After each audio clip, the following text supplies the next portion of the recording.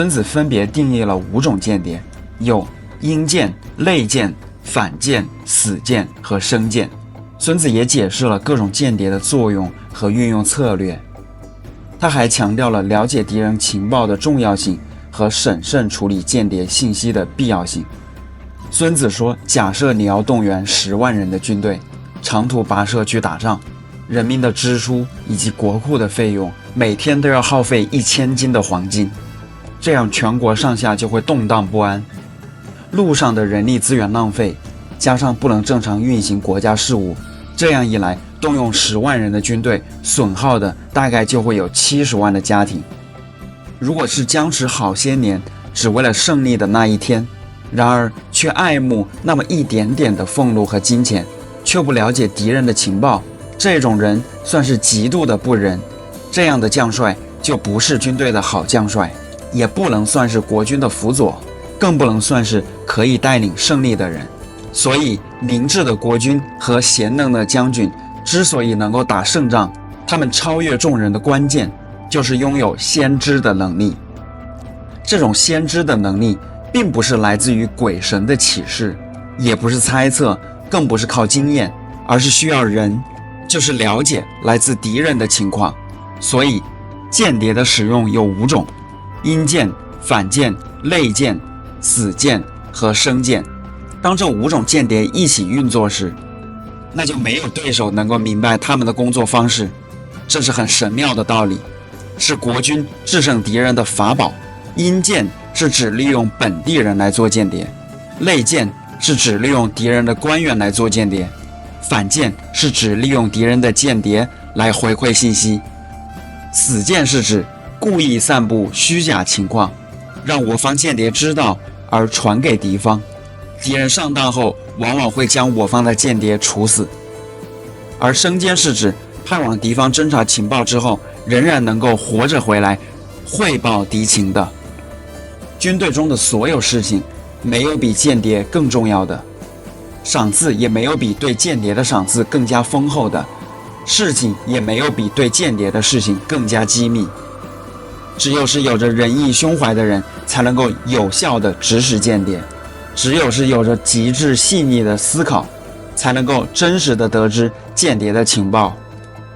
所以这是很微妙的，没有什么地方是不能够运用间谍的。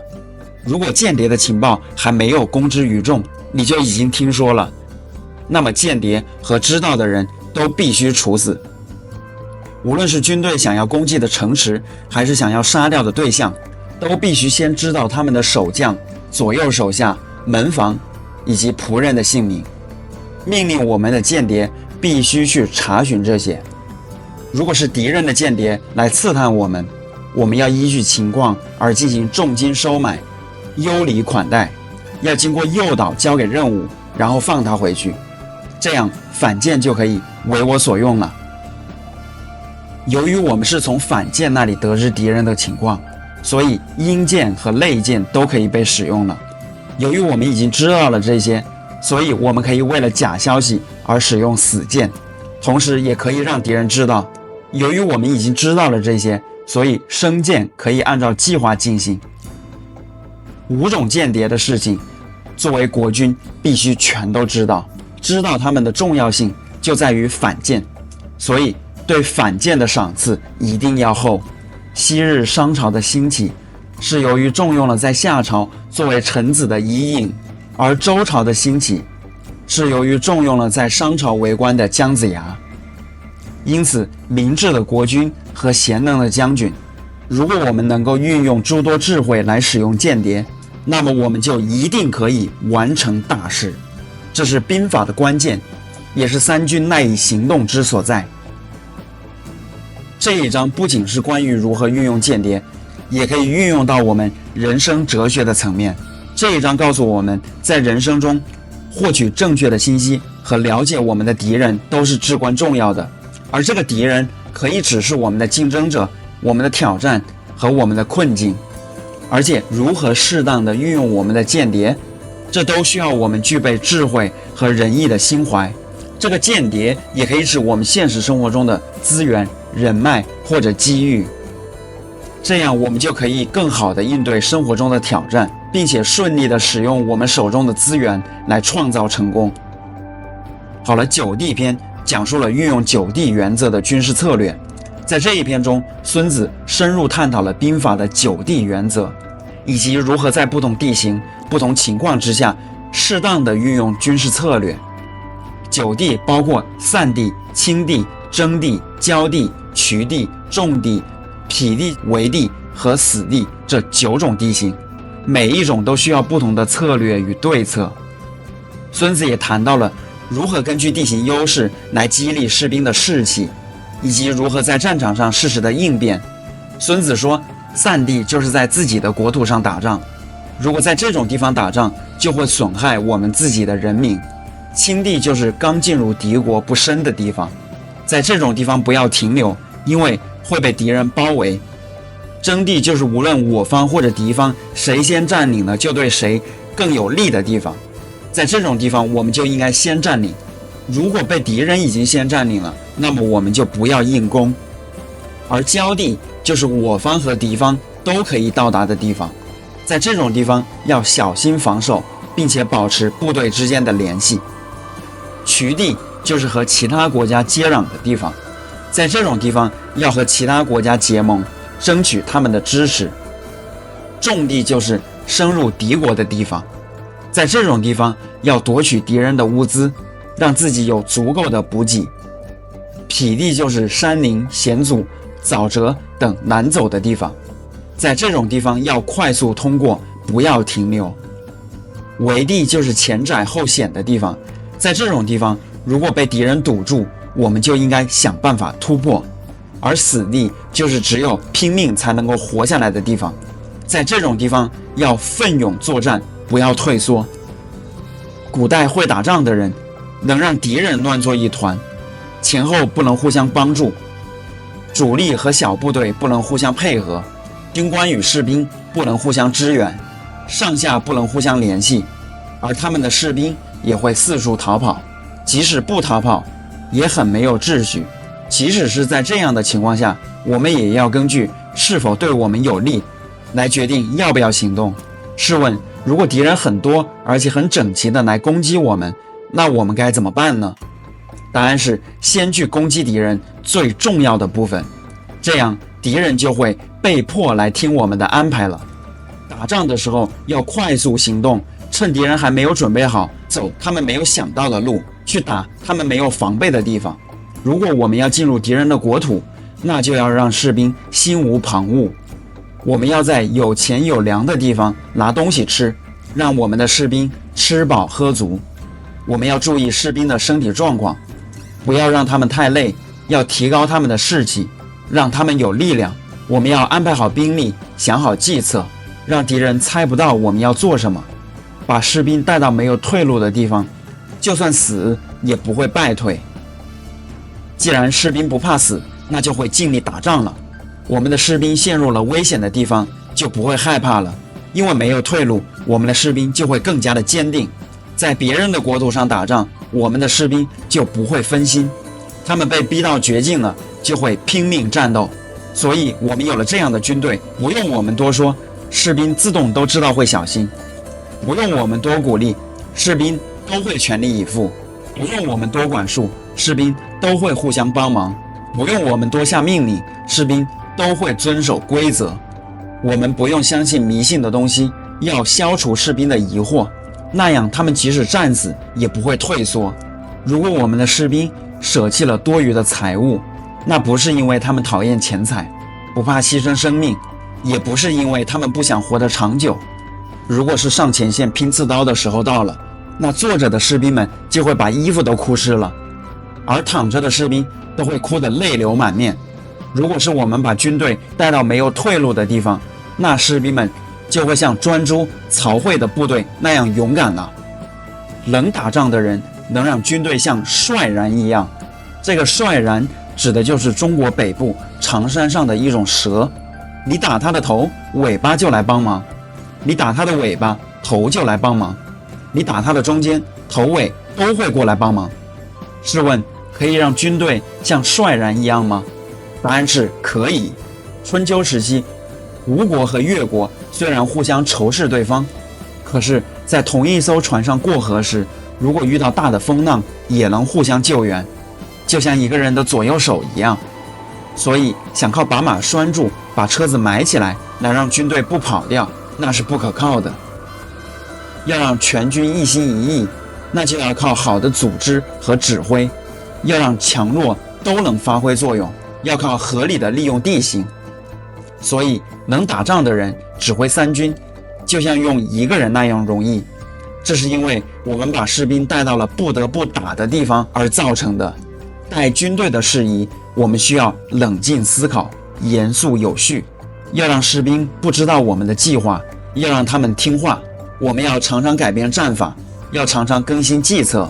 让我们的敌人不能看穿。我们要常常换地方住，要常常走弯路，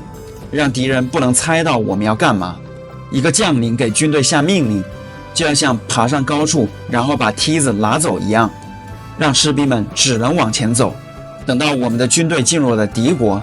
要像拉满弓然后放箭一样，让他们一直往前冲，烧掉船只，打碎锅碗，表示必死的决心。我们要像赶羊群一样来来去去，让我们的士兵不知道到底要去哪里，把所有的士兵都集中起来，放到危险的地方，让他们拼命打仗。这就是将领的责任。根据不同的地方采取不同的做法，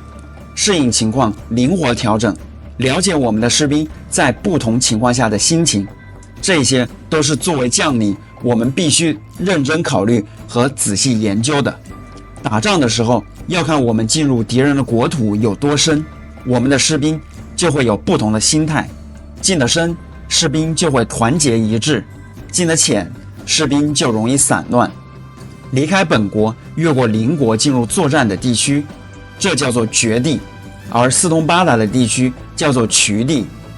进入敌境深的地区叫做重地，进入敌境浅的地区叫做轻地，后险前狭的地区叫做围地，无处可走的地区叫做死地。因此在散地，我们就要使军队专心一致；在轻地，我们就要使部队相连线；遇到了争地，我们就要迅速前出到它的后面；遇到了交地，我们就要谨慎防守；而在衢地，我们就要巩固与我们邻国的结盟；遇到了重地，我们就要保证军队粮食的不断供应；遇到了起地，我们就要迅速通过；陷入了围地，我们就要堵住缺口；到了死地，我们就要显示死战的决心。那么我们士兵的心态在被包围之后就会团结一致的抵抗，没有退路了就会拼命的战斗，陷入危险了就会听从指挥。如果我们不了解邻国的计划，就不要跟邻国做朋友。只有充分了解了山林、险阻、沼泽等地形之后，我们才能够开始行军。使用当地人当向导，我们就能够占尽地利。对于9地的好坏，只有9种，每一种都烂熟如新，才能够算是强大的军队。强大的军队攻打大国，可以让敌国没有时间准备并集结士兵。如果我们把威力加在敌人头上，就可以让他们没有办法与别国结交。所以我们不需要争着和邻国结交，也不需要在别的国家建立自己的势力，只要靠我们自己的力量，把威力加到敌人身上，我们就可以夺取敌人的城市，毁灭他们的国家。当我们给士兵超出规定的奖励，下达打破常规的命令，那么我们指挥全军就像用一个人那样容易了。让我们的士兵去做事情，而不告诉他们原因，只告诉他们好处，而不告诉他们坏处。这样把士兵带到危险的地方，才能够保住他们。让士兵陷入死路，才能够让他们活下来。士兵陷入危险了，才能争取胜利。所以指挥打仗要假装听敌人的话，一旦有机会就集中兵力打敌人一个地方，这样就算走得很远，也可以杀死敌将。这就是所谓聪明能办大事的意思。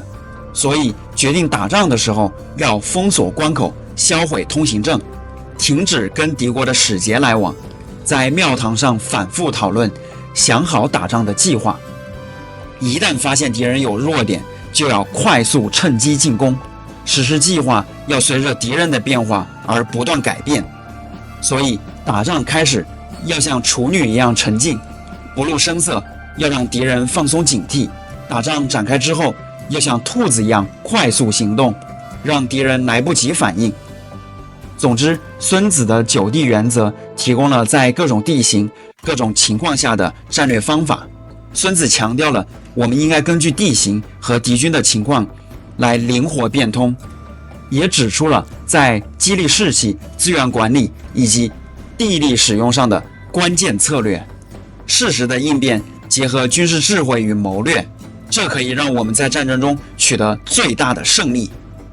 运用这些原则，可以让我们在战略决策上获得深刻的洞察。好了，孙子兵法这个系列啊，现在已经全部更新完毕了，非常感谢你们的支持与陪伴，请帮我分享给一位会对他们有帮助的朋友吧。另外呢，后面如果你有任何喜欢的章节，也欢迎留言，我会跟你互动，我们一起讨论更新。默认情况下呢，我会更新牧羊少年的奇幻之旅，还有灵魂农会这个系列，订阅支持我一下吧，非常感谢。让我们幸福喜悦吧，因为我们如今正在经历的疯狂，实际上是一种幻象，它逼着越来越多的人觉醒。可是呢，我们也要同情那些没法觉醒的人，因为世间的种种现象啊，造成了我们个体与灵魂的分离。我们会在螺旋上升的水晶上继续我们意识的进化，我们正在获得内心的勇气，将自己交给了灵魂，迈向了完全未知的领域。我是谁？我来到这个世界上究竟要做什么？进化的新阶段已经开始，意识到无限的爱会让我们开启一场前所未有的灵魂旅程。